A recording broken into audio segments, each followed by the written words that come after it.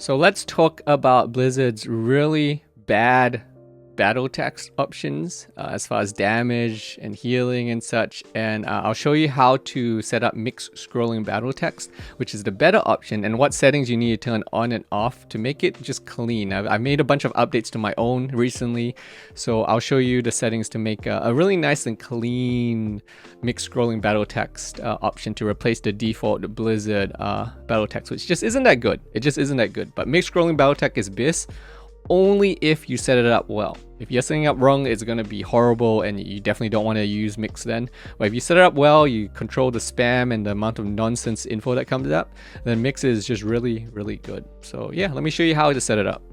Okay, so this is what my mixed scrolling battle text looks like in game, right? So this guy hits me, you can see incoming damage comes out here, outgoing damage goes out on this side, right? Any combo points show up here. So it's just really nice and divided, right? So I can have incoming damage one side, outgoing damage on the other side, and it's just not cluttering up my screen or getting lost, and I always know where the damage is coming from, or when I'm getting hit and when I'm doing damage. It's just really obvious when you separate them like this. But Mix doesn't look like this by default, right? Mix, if you first install it, is going to be really messy. It's going to be all over the place. And you need to change a lot of mix. So I've recently changed things from the scroll areas to the monitoring, to the spam control settings. So let's cover all the things that I changed to make my mix usable. All right. So you type /MSBT once you install mixed scrolling battle text. And by the way, I am using the retail version of mixed scrolling battle text because there's no official TBC version. So everyone just installs the retail version because it's the same client. And if you do get errors with mixed scrolling battle text, there's a command. I'll throw it up on the screen. You can just use that command, and it basically just stops showing errors. Errors will still happen, but it stops showing them. And yeah, that's what most people do to combat any weird UI errors when you're using like a retail version on a TBC client or whatever. Okay, so firstly, for general, I disable Blizzard's damage and Blizzard's healing. So because I'm using mix to replace it.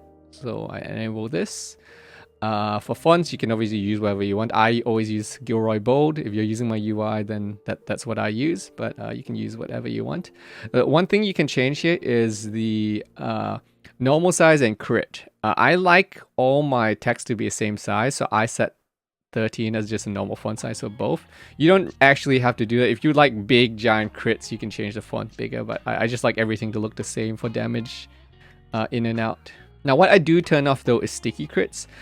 This is a personal preference thing, but I don't like sticky crits because I like to know exactly when the damage is coming and when it's going. And sticky crits basically makes the crit stay on the screen for longer. So it makes it confusing when I'm trying to monitor exactly what damage is coming in and going out.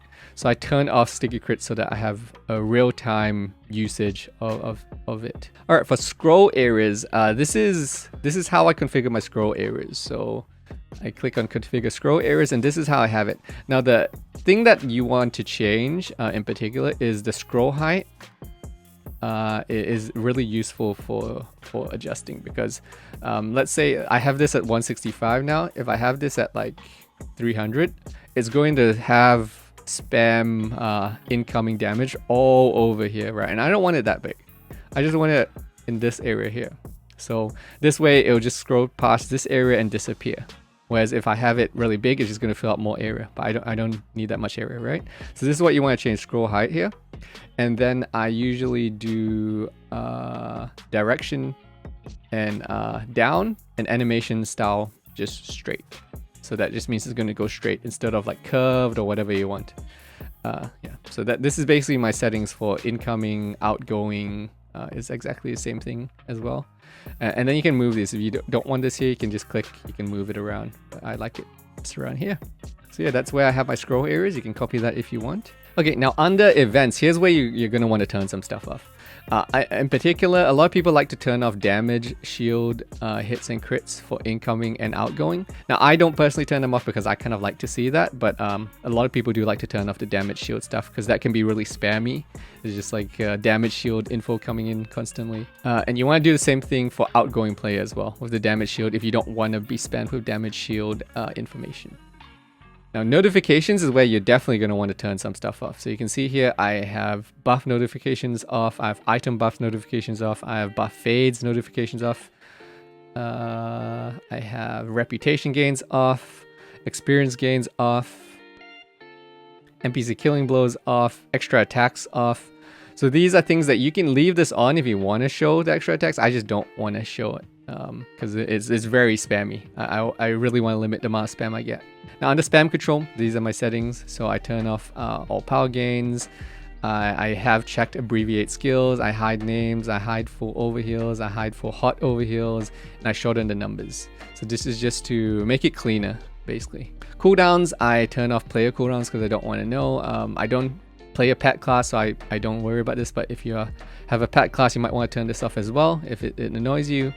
And item cooldowns, I have this on because I like it, but you can actually turn it off if you are already someone with really good awareness and you don't want to be reminded when a trinket's ready or something like that. Now loot alerts, I turn off money gains because it got a bit too spammy.